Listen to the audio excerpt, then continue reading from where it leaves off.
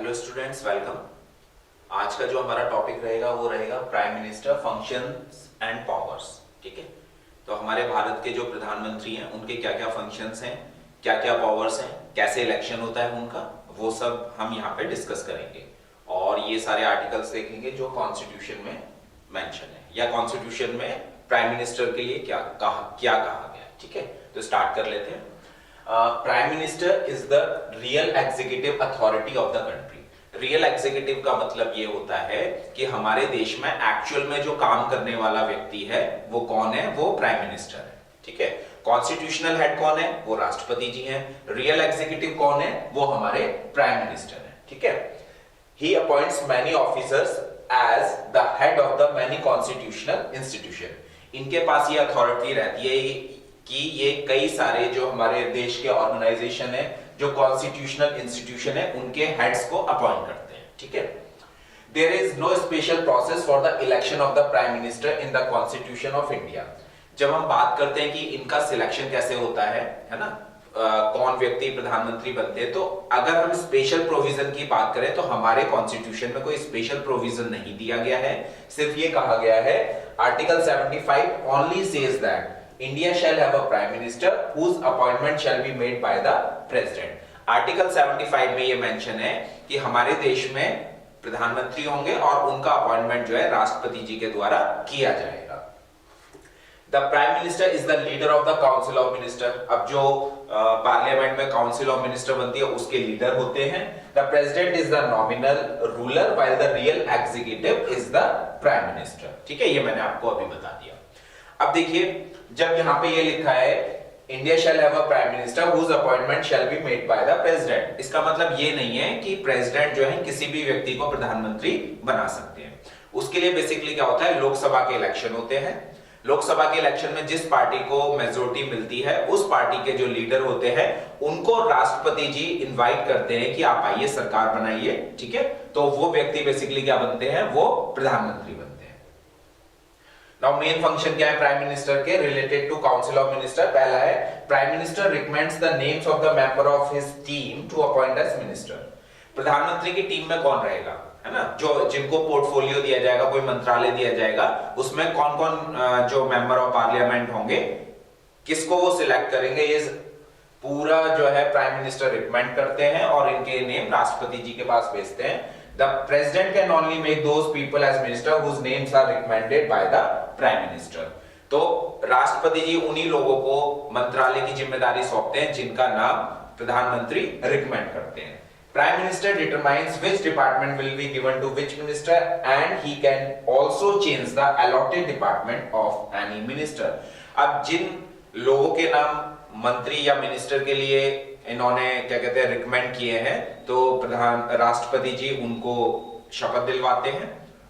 लेकिन किस मिनिस्टर को कौन सा मंत्रालय देना है, जैसे फॉर एग्जांपल किसको गृह मंत्रालय देना है ना, किसी को रक्षा मंत्रालय देना है, किसी को आपका फॉरेन अफेयर्स का डिपार्टमेंट देना है, किसको एग्रीकल्चर का डिपार्टमेंट देना है, तो ये प्राइम मिनिस्टर तय करते हैं।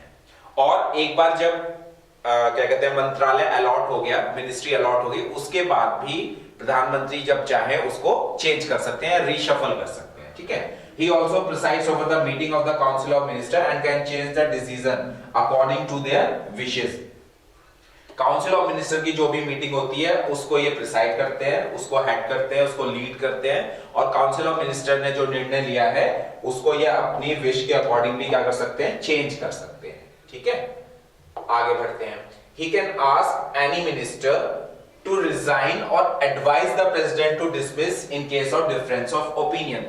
किसी भी मिनिस्टर से मान लीजिए ओपिनियन मैच नहीं कर रहे हैं, विचारधारा मैच नहीं कर रही है, या प्रधानमंत्री जैसे चाहते हैं वैसे काम नहीं कर रहे हैं मिनिस्टर, तो उनको रिजाइन के लिए बोल सकते हैं, या प्रेसिडेंट को, राष्ट्रपति जी को एडवाइस कर सकते हैं कि आप उनसे क्या कर लीजिए, रेजिग्नेशन ले लीजिए। He also controls and direct the activity of all ministers। Supervisory या मॉनिटरिंग ये मिनिस्टर्स की करते रहते हैं कि मिनिस्टर जो है अपना काम, अपना मंत्रालय ठीक से संभाल रहे हैं या नहीं। He can bring about the collapse of the council of minister by resigning from the office। अगर प्रधानमंत्री अपनी पोस्ट से रिजाइन कर देते हैं तो काउंसिल ऑफ मिनिस्टर ऑटोमेटिकली क्या हो जाती है, कोलैप्स हो जाती है। है ना। बिना प्रधानमंत्री के कैबिनेट या काउंसिल ऑफ मिनिस्टर जो है वो काम नहीं कर सकते। यहां लिखा भी है, if the prime minister resign from his post और dies then other minister can't do any work, कोई काम नहीं कर सकते, है ना, क्योंकि रिजाइन अगर उनका हो गया है, which means the council of minister dissolve itself with the death resignation of the prime minister. Okay, now rights in relation to appointments, appointment से related प्रधानमंत्री के पास क्या अधिकार है। Prime minister has the right to give advice to the president in relation to the appointment of the following officers. बहुत सारे officers हैं हमारे देश के जो हायर पोस्ट पे हैं, है ना, देश को एक तरीके से चलाने का काम कर रहे हैं, तो उनका अपॉइंटमेंट होता तो राष्ट्रपति जी के द्वारा है, लेकिन उसमें प्रधानमंत्री जी की एडवाइस जो होती है वो भी शामिल होती है। जैसे for example controller and auditor general of India, CAG जिसको बोलते हैं, audit attorney general of India, solicitor general of India, president of union public service commission and its member, election commissioners, chairman, member of the finance commission. तो ये जितने भी higher posts हैं, है ना, इंपॉर्टेंट इंस्टीट्यूशन के हेड्स हैं, उनका अपॉइंटमेंट राष्ट्रपति जी के द्वारा तो हो रहा है, लेकिन किसकी एडवाइस पे हो रहा है, ये प्रधानमंत्री जी की एडवाइस पे हो रहा है। ठीक है, नाउ पार्लियामेंट के रिलेटेड इनके क्या राइट्स हैं। तो ये जो प्राइम मिनिस्टर होते हैं ये लोअर हाउस मतलब लोकसभा के लीडर होते हैं। He advise the president with regard to summoning and proroguing of the session of the parliament. Parliament के सेशन कब बुलाने हैं, कब उनको क्या कहते हैं सस्पेंड करना है, कब जो है पार्लियामेंट के स्पेशल सेशन बुलाने हैं, तो ये राष्ट्रपति जी को क्या करते हैं, एडवाइज करते हैं। ठीक है, he can recommend the dissolution of the sessions of the parliament. He declares government policy on the floor of the house. Parliament में गवर्नमेंट की पॉलिसीज को रखने का बताने का काम प्रधानमंत्री करते हैं। अदर पावर्स क्या है, he plays an important role in shaping the foreign policy of the nation. Bharat की फॉरेन पॉलिसी, विदेश नीति कैसी होनी चाहिए, किन देशों के साथ हमारी मित्रता होनी चाहिए, किस तरह के रिलेशन होने चाहिए, इसको शेप देने का काम जो है वो किसका काम होता है, वो प्राइम मिनिस्टर का काम होता है। ठीक है, he is the chief spokesman of the central government. Central government के चीफ स्पोक्समैन होते हैं, प्रवक्ता होते हैं, है ना, कभी भी गवर्नमेंट के बारे में कोई अगर इनको जानकारी देनी है दे सकते हैं, गवर्नमेंट कैसा काम कर रही है उसके बारे में जानकारी दे सकते हैं। He is the leader of the ruling party, जो भी रूलिंग पार्टी होगी उसके लीडर होंगे। Ex officio chairman of the NITI Aayog, national development council, national integration council, interstate council and national water resource council. बहुत सारे आयोग, काउंसिल, ऑर्गेनाइजेशन या institution बने हैं, उसके एक्स ऑफिशियो चेयरमैन होते हैं।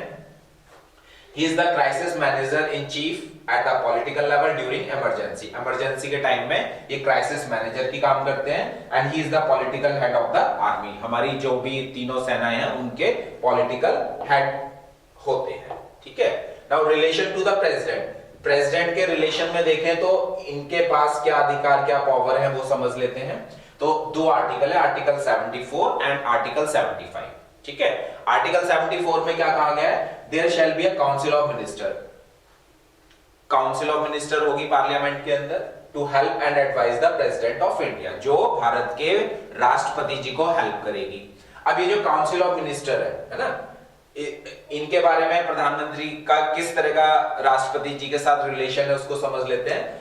The president shall work as per the instruction given by the prime minister, but the president has the power to request the council of the minister to reconsider the advice. Generally जो हमारे राष्ट्रपति जी होते हैं वो prime minister की advice पे काम करते हैं, उनके इंस्ट्रक्शन पे काम करते हैं, लेकिन काउंसिल ऑफ मिनिस्टर या प्रधानमंत्री के द्वारा कुछ अगर इंस्ट्रक्शन दिया जा रहा है तो उसको रिकंसीडर करने के लिए ये प्रधानमंत्री या काउंसिल ऑफ मिनिस्टर को बोल सकते हैं। Although the president is bound to work as per the advice given after the reconsideration, लेकिन रिकंसिडरेशन के बाद भी अगर कोई एडवाइस दी गई है या उसमें कुछ चेंज किया गया है तो अब जो हमारे राष्ट्रपति जी हैं उस इंस्ट्रक्शन के अकॉर्डिंग काम करने के लिए क्या है, बाउंड है, उनको वो काम फिर करना ही पड़ेगा। ओके, आर्टिकल 75 क्या कह रहा है इसको समझ लेते हैं। The president will appoint the prime minister and other ministers shall be appointed by the president on the advice given by the prime minister. जो हमारे प्राइम मिनिस्टर हैं उनका अपॉइंटमेंट राष्ट्रपति जी के द्वारा हो रहा है, साथ में जो दूसरे मिनिस्टर है उनका अपॉइंटमेंट भी राष्ट्रपति जी के द्वारा हो रहा है, लेकिन मिनिस्टर का अपॉइंटमेंट प्रधानमंत्री की एडवाइस पे होता है।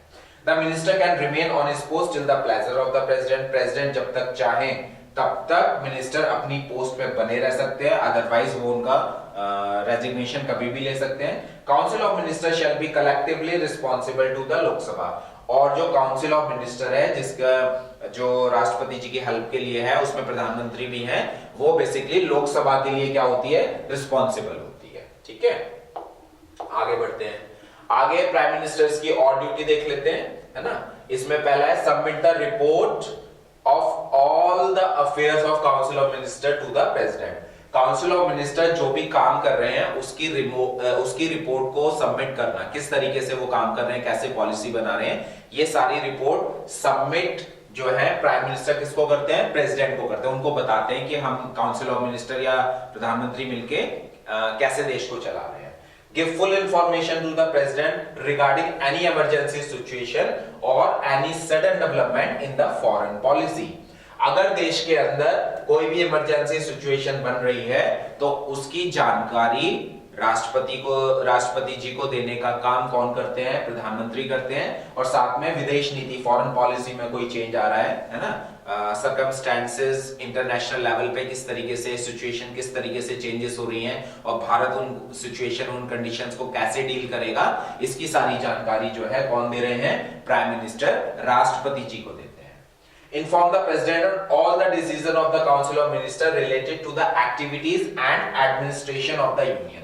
भारत को चलाने के लिए जो भी काउंसिल ऑफ मिनिस्टर डिसीजन ले रहे हैं उसकी जानकारी भी प्रधानमंत्री राष्ट्रपति जी को सबमिट करते हैं। Thus, it can be said that in the parliamentary system of India, the president is the only nominal executive chief and the actual executive power are contained in the prime minister।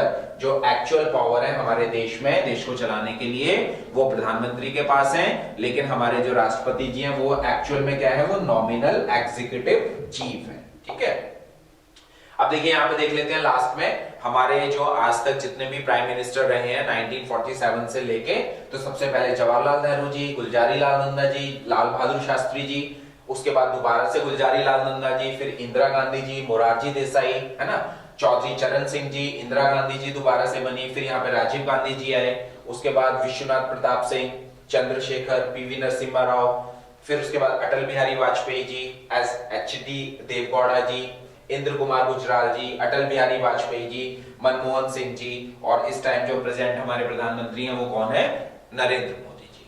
ठीक है, तो ये हमारा आज का topic यहाँ पे खत्म होता है। Thank you.